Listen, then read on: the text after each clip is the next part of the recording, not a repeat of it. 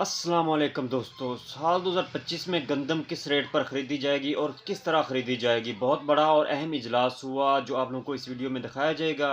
और जिसमें तमाम जो ज़राअत के अफसर हैं और किसान इत्तेहाद ने भी शिरकत की और अहम फैसले लिए गए। आज के ताज़ा तरीन रेट भी आप लोगों को इस वीडियो में बताए जाएंगे, तो दोस्तों चैनल को सब्सक्राइब लाजमी कर लीजिएगा और ज़रा देख लीजिए ये वीडियो। हर तरह के स्टेक होल्डर जो हैं वो आ रहे हैं, चारों सूबों के नुमाइंदे आ रहे हैं, किसान आ रहे हैं, इसके साथ है यहाँ फ्लोर मिलर आ रहे हैं, निजी प्राइवेट सेक्टर जो है वो आ रहा है। और आज की इस नशिस्त में जो है वो ये तय किया जाएगा कि जब IMF के साथ किए गए माहदे के मुताबिक वफाक और सूबों ने गंदम को डीरेगुलेट करना है, तो उसके बाद पाकिस्तान की फूड सिक्योरिटी जो है और बफर स्टॉक जो है वो कैसे जो है मुरतब किए जाएंगे।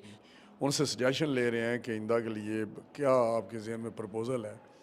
जिसको हम आगे लेके अडॉप्ट करके चलें ताकि हम फूड सिक्योरिटी जो है उसको इंश्योर करें, और वो फेडरल गवर्नमेंट की ज़िम्मेदारी है। उसी लिए हमने सारे इकट्ठे हुए हैं और फिर एक दो मीटिंग इंशाल्लाह करेंगे और मिनिस्टेरियल भी हम एक मीटिंग करेंगे, प्रोविंसेस से जो मिनिस्टर आएंगे तो कोई ना कोई formula with in a month और सो हम कोई इवॉल्व कर लेंगे। अच्छा, जो ये गंदम खरीदारी का नया निज़ाम लाना चाह रहे हैं उस पर बतौर किसान आपकी क्या राय है? पहली बात तो ये है कि हमें जब बुलाया गया वो डीरेगुलेट पहले कर चुके हैं, फैसला अपना कर चुके हैं। उन्हें चाहिए ये था कि हमें पहले बुलाते, मुशावरत करते, फाइनेंस मिनिस्ट्री हमारे साथ बैठती। जब IMF के पास गए हैं तो IMF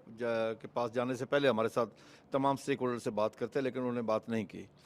अब उन्होंने डीरेगुलाइज कर दिया कि हमें मिनिमम सपोर्ट प्राइस नहीं दे रहे, हालांकि पूरी दुनिया में सपोर्ट प्राइस मिल रही है फार्मर को। इसका नुकसान ये होगा कि इससे पिछले साल अगर मैं सपोर्ट प्राइस मिली, अच्छा रेट मिला, तो आपकी एग्रीकल्चर की ग्रोथ आ गई 6.5। इस दफ़ा अगर सपोर्ट प्राइस हमें नहीं मिली तो इस दफ़ा हमारी ग्रोथ जा रही है माइनस में,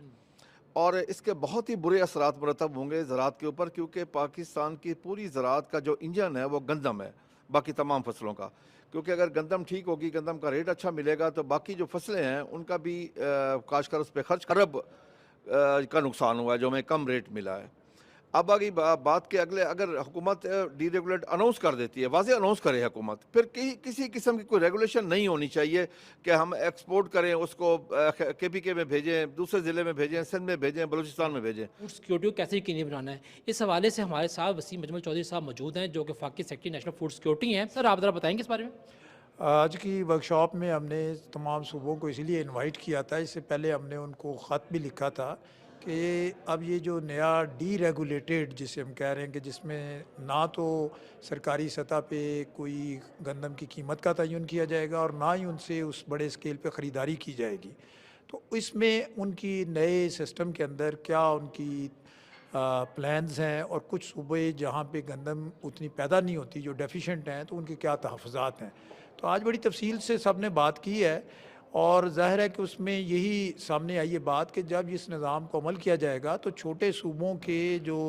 तहफ़्फ़ुज़ात हैं जहाँ पे गंदम कम पैदा होती है उसको इंश्योर किया जाएगा। एक जो है चूँकि पास्को को बंद करने जा रही है, लेकिन इंटरम पीरियड में उनके लिए जो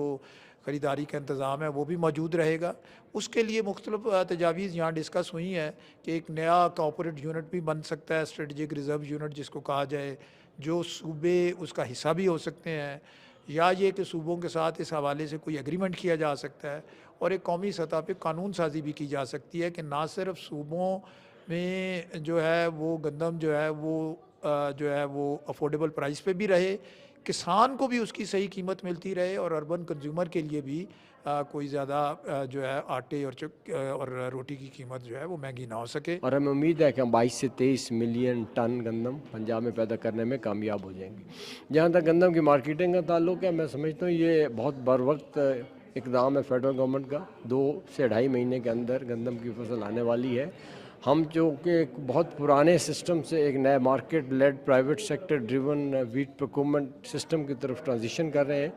तो हमें उसमें फार्मर्स इंटरेस्ट, कंज्यूमर इंटरेस्ट को देखते हुए अभी से वफाकी और सूबाई हुकूमतों को मिलकर एक ऐसा सिस्टम लाना चाहिए जिससे किसान को उसकी गंदम की सही पैदावार और सही कीमत मिले। और आप लोगों के साथ आज के ताज़ा रेट शेयर किए जाएँ तो मुंजी जो है सुपरी वो 2800 रुपये से लेकर 3300 रुपये गला मंडी अरवाला में, 1847 मुंजी 4400 रुपये से लेकर 4800 रुपये, और 1509 कटर वाली 4600 रुपये से लेकर 5000 रुपये। इसी तरह बात की जाए अगर 1509 छात वाला माल 5000 रुपये से लेकर 5200 रुपये, और मुंजी कायनात कटर वाला 4600 रुपये से लेकर 5100 रुपये, और मुंजी कायनात हाथ वाला 5100 रुपये से लेकर 5300 रुपये। और इसके बाद बात कीजिए अगर मकई के रेटों की तो 13 से 15 क्वालिटी की मकई 3150 रुपये से लेकर 3250 रुपये और 19 से 20 क्वालिटी की मकई 2950 रुपये से लेकर 3050 रुपये। वंडा क्वालिटी मकई 2300 रुपये से लेकर 2700 रुपये। और इसके बाद अगर बात की जाए सरसों की तो 6500 रुपये से लेकर 7000 रुपये आज का रेट जो है। और गंदम 2800 रुपये से लेकर 2900 रुपये आज का ताज़ा दिनों फ्रेश रेट। अगर इसके बाद तिलों की बात की जाए तो गला मंडी अरवाला में तिल 11000 रुपये से लेकर 12500 रुपये तक के चल रहे हैं, बिक रहे हैं।